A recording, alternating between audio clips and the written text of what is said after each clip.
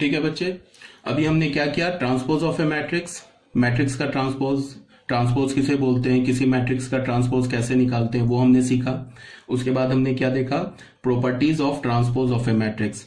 तो हमने टोटल कितने प्रॉपर्टीज देखे, 9 प्रॉपर्टीज देखे। ऑलमोस्ट सारे प्रॉपर्टीज मैंने करवा दिए, कोई भी एक्स्ट्रा प्रॉपर्टी तुमको किसी भी बुक में नहीं मिलेगा, इतनी ही प्रॉपर्टीज है। ठीक है, अब कुछ क्वेश्चन सॉल्व कर लेते हैं।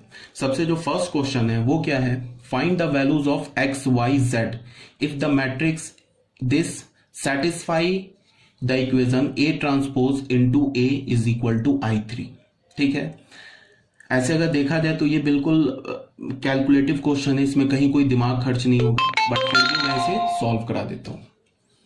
ठीक है, इसमें क्या बोल रहा है, सबसे पहले ये देखो कि हमें सॉल्व देख लेते हैं, सॉल्यूशन। ये एनसीईआरटी का क्वेश्चन है, सॉल्यूशन 1 देख लेते हैं।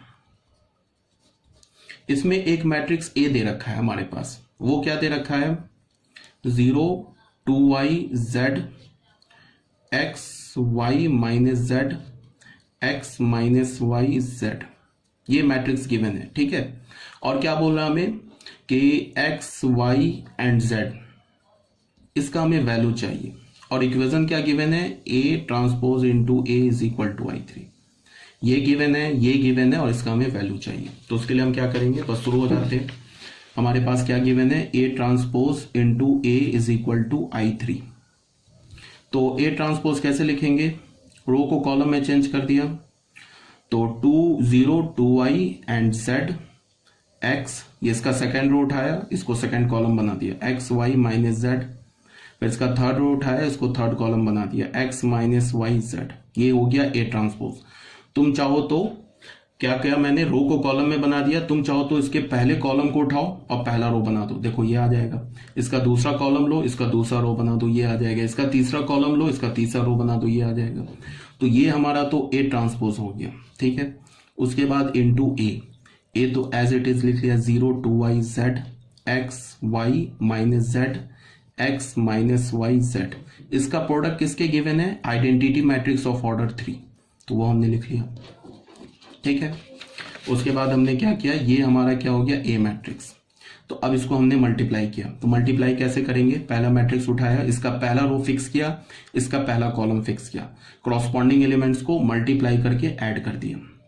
तो क्या हो जाएगा, 0 इंटू 0 0, ये x into x x square, x into x x square, तो यहाँ क्या आ जाएगा 2x स्क्वायर।